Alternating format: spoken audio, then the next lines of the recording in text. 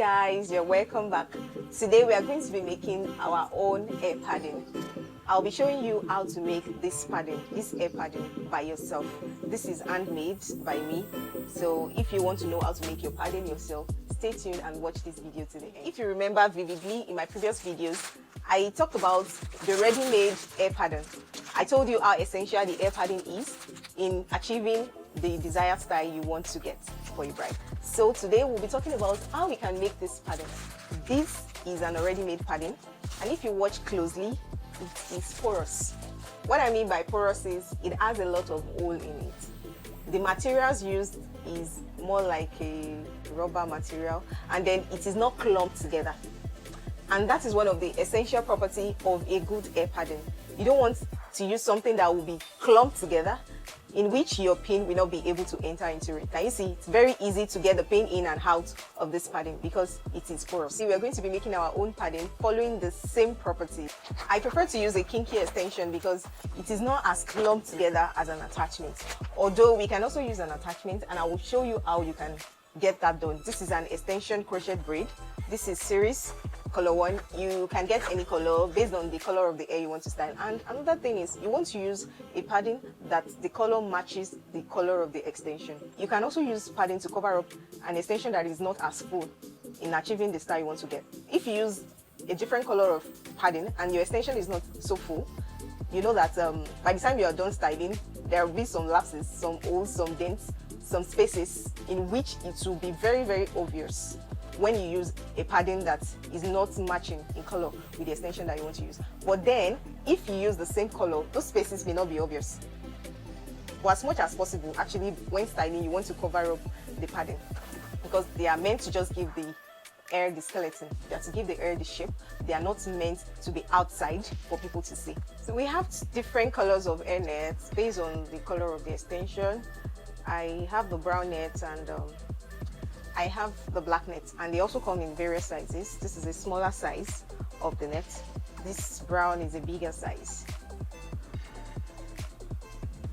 Okay, can you see that?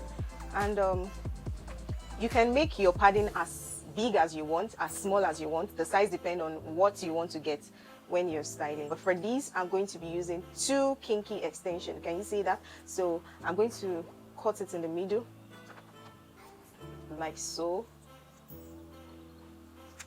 And don't forget that porosity is the goal. That's what you want to achieve. So you can just use your hand to pull it. So in achieving that porous look, you don't want to wrap it up together. You don't want your hand to be too tight on it. You just hold it gently at the sides, at the end,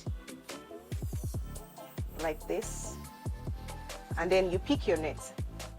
Just cover it. That's all. It's not a big deal. It's not difficult. Just watch closely. You're going to wrap your net around it like this. So after that, you can adjust before you tie. You can use a needle and thread to sew this edge together. Can you see the edge? This side. To save time, I just tie. I just tie. Most times I tie it. So, but before you tie or before you sew it up together with a needle and thread, you want to maintain that round shape. Depending, you can make it long, you can make it round, depending on your styling. But I want to make a round padding. That's what I want to make. So I am just going to try to adjust around it. I'm going to try to adjust around it and then hold it up here and tie. We are going to try to see if this padding is porous enough, because you want a padding that the pin will easily go into it. So let's test that. Let's see if we have made a very good padding that is workable for us as hairstylists. Can you see? I did not struggle with that, and the pin just stick in there easily. It went in so smoothly. Let me put another pin so that you can see. Can you see that? This is our padding. This is the already made padding. Look at it. You can see it. The same porosity. The same porosity. Now moving on to using an extension, an attachment, a straight attachment. So what you do basically to achieve that porous structure of a padding is that you're going to scatter the attachment. Just watch what I do. This is a long attachment. I was the one that cut part of it to make a client's hair, so it's new, it has not been used. So what you do is you just pull it like this. You just pull it. You want it to also be porous. So can you see what I'm doing? Just scatter it basically. just scatter the attachment. Scatter the straight architecture. So you want to continue to do this until no clumps, until you can't find any clumps of how it was arranged before. Look at this. This is a clump. Can you see that? So you have to continue to do it. Okay, this is another big clump. Can you see that? So you don't want this to prevent your pin from getting in. So you want to disarrange this thing until everything becomes this. Can you see this?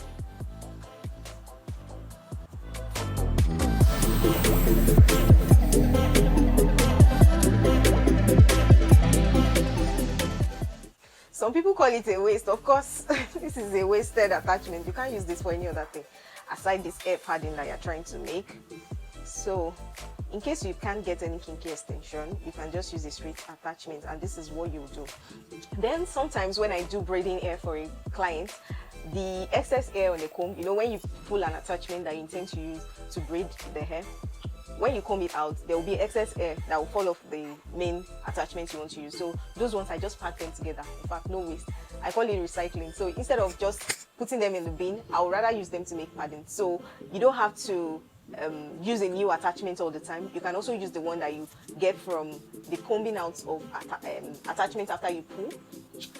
So after you've made sure that the whole hair is not in clumps again, you've scattered the hair to make it look like this. So you're just going to form that round ball shape you intend to form. In this case, I want to make a sausage shaped padding. A sausage shaped padding, not a round one this time. So then you grab your net again, and then you cover with your net.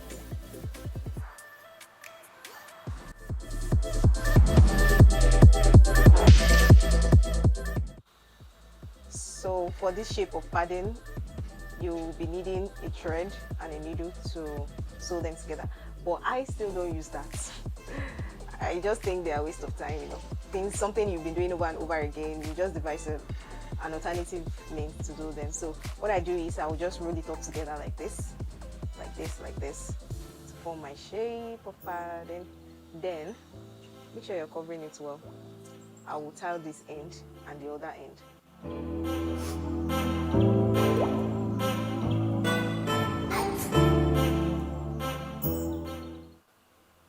So here we are with our padding, our sausage shaped padding. It's looking edible, right? Black sausage. So then you can use this to make whatever styling you want to make. This is the black sausage padding. I made the round one with the kinky. You can also make the round one with this. I just feel like changing the style so that you don't think that making a padding is boring. You know, you don't think it has to be always round or always ball or always this or that. You can make a sausage shape. You can make a pear. You can make any shape, just any shape, just to commensurate the styling you want to get, you know.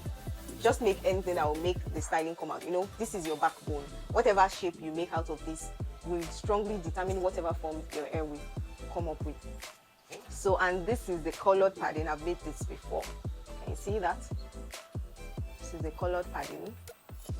Okay, I have a mannequin that has a colored hair, so you'll see me using this most of the time.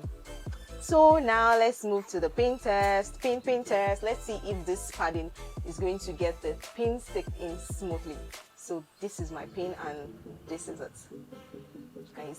Can you see that? Very, very easy. Very, very easy. Very, very easy. Although not as easy as using the kinky extension, to be honest, but it also gets the job done, you know, and that's basically what we want. We want to get the job done. So can you see that smoothly? And we have come to the end of today's video. In my next video, I'll be showing you how to style a simple bridal bun. We're going to start with that, and then subsequently I'll show you how to style more complex styles. Don't forget to like this video, comment on it, and subscribe to my channel for more educating videos like this. Thank you. See you next time.